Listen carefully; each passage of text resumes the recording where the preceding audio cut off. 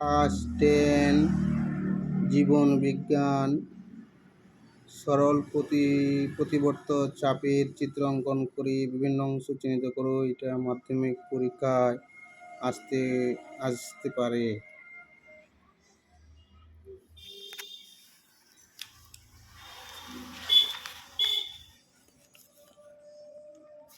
একটি আদর্শ নিউরনের পরিচ্ছন্ন চিত্র অঙ্কন করো। নিউরনের ছবিটা আসতে পারে মাধ্যমিক পরীক্ষায়।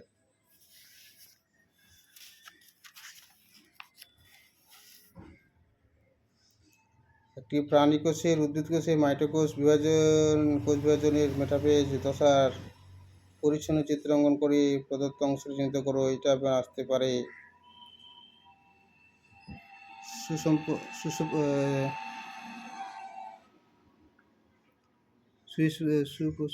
সুপুষ্পক উদ্ভিদের নিষেক চিত্র অঙ্কন করো।